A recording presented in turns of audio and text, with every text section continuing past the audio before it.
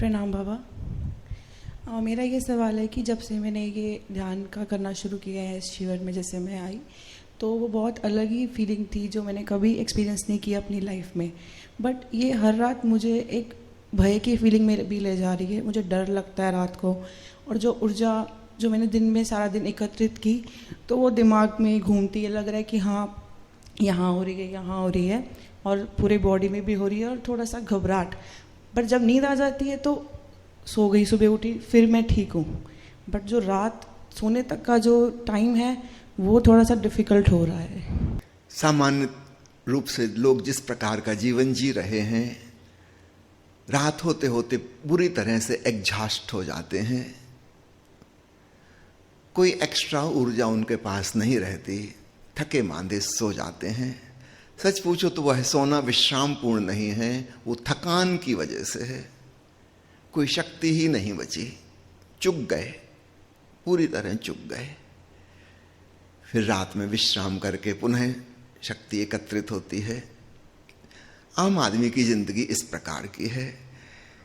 जब हम ऊर्जा वाले ध्यान प्रयोग करते हैं तो हमारे भीतर अतिरिक्त ऊर्जा का संचार होता है। नई ऊर्जा जागती है जो पहले नहीं थी। चाहे हम प्राणायाम के प्रयोग करें, चाहे कुंडलिनी साधना करें, कि चक्रा मेडिटेशन करें, और ऊर्जा से हम भर गए। अब इस ऊर्जा का क्या होगा?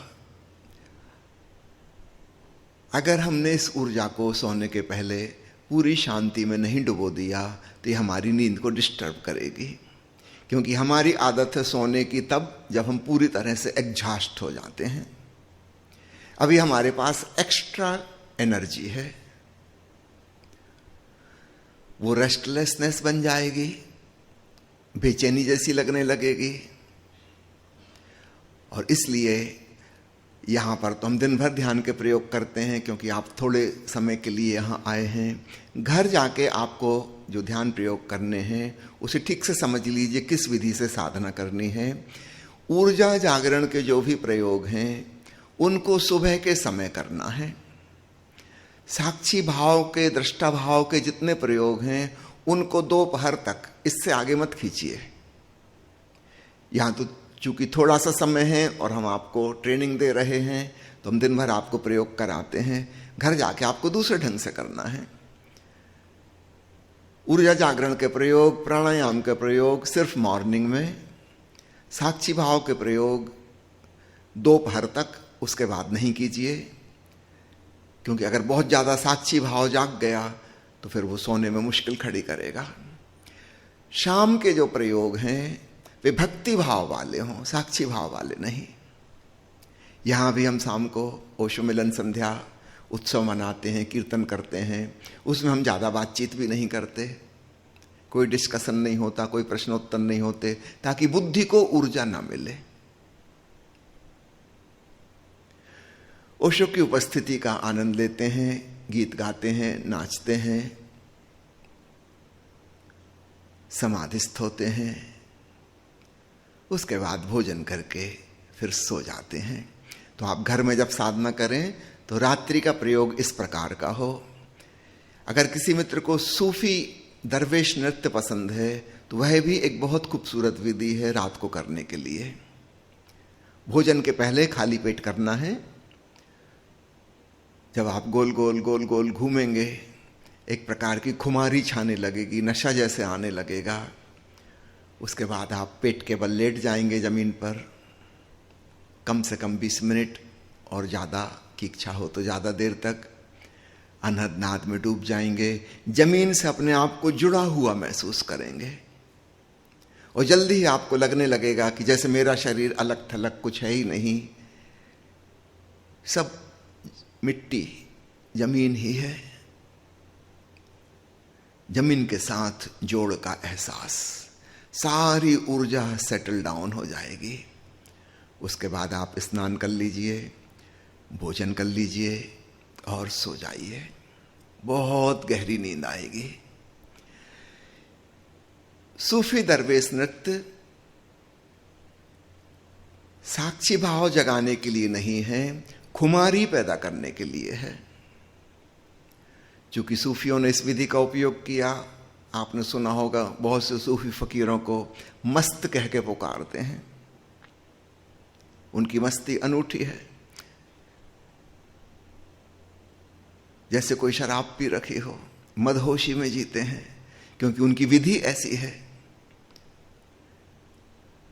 बुद्ध ऐसा नहीं नाचे, महावीर ऐसा नहीं नाचे, वे तो बिल्कुल पाषाण की मूर्ति जैसे स्थिर साक्षी भाव में डूबे हैं। कृष्ण की पद्धति भी साक्षी की है। वे कहते हैं जब सारी दुनिया सोती है तब भी योगी जागता है। तो याद रखिएगा, बुद्ध की, महावीर की, कृष्ण की पद्धति पे चलना है तो आपकी रात की नींद वैसी नहीं होगी जैसी पहले आज तक होती रही है। एक हिस्सा आपके भीतर जागा ही रहेगा, वैसे बेहोश नहीं हो सकते जैसे पहले हो रहे थे। ये अलग प्रणाली है। किसी सूफी फकीर ने ऐसा नहीं कहा कि जब सारी दुनिया सोती है जब सूफी फकीर जागते हैं। वो रात्रि जागरण के प्रयोग करते हैं, वो एक अलग बात है, लेकिन उनकी नींद ज्यादा सहज, स्वाभाविक है, नेचुरल जैसी होनी चाहिए, क्योंकि उनका प्रयोग अलग प्रकार का है। तो इन छोटी छोटी बातों का ख्याल रखिए। मैं आप चाहूंगा आप ओशो का एक प्रवचन सुनिएगा। जब 1974 में पूना में आश्रम खोला गया था और वहां पर ओशो ने जो पहला प्रवचन दिया, रूट्स एंड विंग्स उसका शीर्षक है, उसमें ओशो ने कहा कि आज से एक नए प्रकार की प्रणाली ध्यान शिविर में होगी। ऊर्जा जागरण के प्राणायाम के प्रयोग सुबह, जिसमें होश की साधना होती है। दोपहर के बाद मदहोशी वाले प्रयोग, और रात्रि में जो बेहोशी की तरफ ले जाएं ऐसे प्रयोग। हमें प्रकृति के संग चलना है, फ्लो में। सुबह पेड़ पौधे जाग जाते हैं, पत्तियां खुल जाती हैं, फूल खिलने लगते हैं सूरज खिलने के संग। पशु पंछी गीत गाने लगते हैं, पंख फैलाए उड़ चले भोजन की तलाश में। सब जानवर अपनी यात्राओं पर निकल गए, मनुष्य की भी नींद खुल जाती है। मैंने सुना है एक माँ अपने बेटी को उठा रही थी कि बेटी उठो, कितनी देर हो गई पता है, सूरज निकले 4 घंटे हो चुके। बेटी ने आधी आंखें खोली और कहा मम्मी मुझे क्या उठ के फोटोसिंथेसिस करनी है, निकला है सूरज, निकला रहने दो। सारी प्रकृति सुबह जाग जाती है, यह बिल्कुल स्वाभाविक है, सहज है। उस समय हम भी जागें। जिसे हम ध्यान कह रहे हैं वो थोड़ा जागने में भी जागना है, सामान्य जागरण से भी गहरा जागरण। केवल बाहर के वस्तु जगत के प्रति, ऑब्जेक्टिव वर्ल्ड के प्रति नहीं, अपने सब्जेक्टिव होने के प्रति भी जागें, आत्मस्मरण से भरें। इसका समय दोपहर तक रखें, इससे ज्यादा नहीं। बहुत लोग हैं जो दिन भर विपस्सना करते हैं, रात को सोते समय विपस्सना करते हैं, उसमें साक्षी भाव बहुत प्रकट हो जाता है, फिर नींद नहीं आएगी,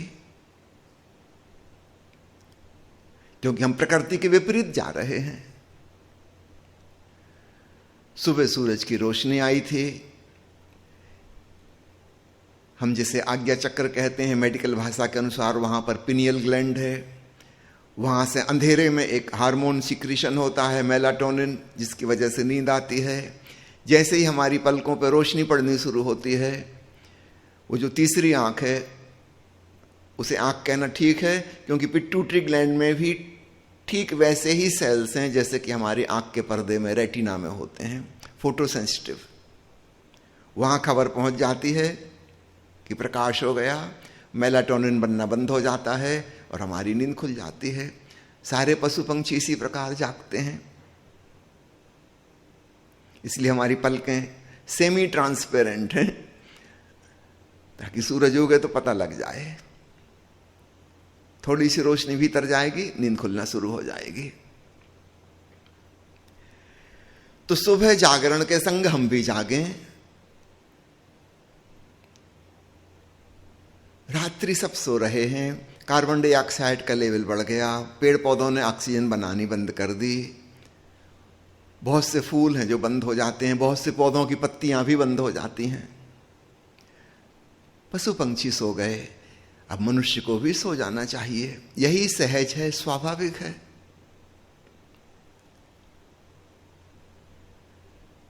तो ओशो ने इस प्रवचन में समझाया है कि प्रकृति के संग संग हमें चलना है, कहीं भी हम प्रकृति के विरुद्ध में ना जाएं, नहीं तो उससे अड़चन खड़ी होगी। तो मैं पक्ष में नहीं हूं, सूफियों के रात्रि जागरण के पक्ष में भी नहीं हूं। कभी थोड़े दिन के लिए प्रयोग करके देखना है, वो एक अलग बात है, लेकिन वो हमारी जीवन शैली नहीं बननी चाहिए।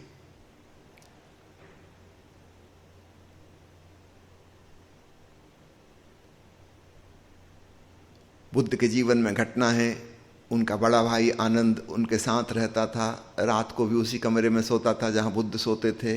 एक दिन उसने कहा कि भगवान, मुझे आश्चर्य होता है, मैं कई बार रात को नींद खुल जाती तो आपको देखता रहता हूं, आप बिल्कुल स्थिर पड़े रहते हैं, कभी करवट नहीं बदलते, जैसे सोए थे सुबह वैसे ही उठते हैं।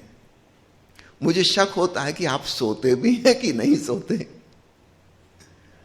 ये कैसे संभव है? बुद्ध ने कहा, शरीर तो सो जाता है, मन भी सो जाता है, लेकिन मेरे भीतर कुछ है साक्षी, वह जागा ही रहता है। यह एक एक्सट्रीम है।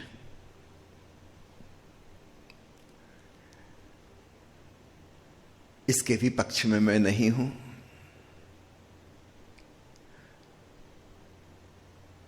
क्योंकि हमारी सहज स्वाभाविक नींद जब डिस्टर्ब होती है, कहीं ना कहीं हमारे स्वास्थ्य में, शरीर में उसका नुकसान पहुंचता है।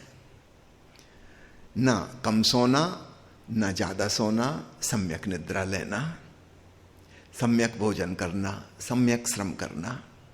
तो यहां तो हम दिन भर में 5-5 बार ध्यान कर रहे हैं, ये एक अति है, ऐसा घर जाके नहीं करना है आपको। ज्यादा से ज्यादा 2 ध्यान की विधि बहुत होंगी, एक सुबह के लिए, एक शाम के लिए। अगर सुबह आपको वक्त नहीं मिलता, विशेषकर महिलाओं को अक्सर नहीं मिलता, परिवार की अन्य जिम्मेवारियां होती हैं, अगर आप आफ्टरनून में कोई प्रयोग करते हैं तो बेहतर हो कुंडलनी ध्यान करिए, नाद ब्रह्म ध्यान करिए, सक्रिय ध्यान मत कीजिए, प्राणायाम माला मत कीजिए, विपस्सना मत कीजिए।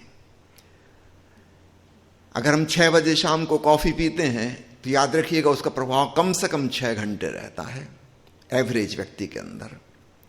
6 घंटे तक अच्छी नींद नहीं आ सकती। जो हमको पता है तो ऐसा हम क्यों करें? अगर आपको कॉफी पीना है और आप सोचते हैं कि 9-10 बजे सो जाना है, फिर आपको 3-4 बजे आखिरी कॉफी या चाय पीनी चाहिए, उसके बाद नहीं पीनी चाहिए, सिंपल। ठीक ऐसे ही ध्यान को समझना। तो साक्षी भाव, दृष्टा भाव और ऊर्जा जागरण वाले प्रयोग शाम को, रात को नहीं करना है।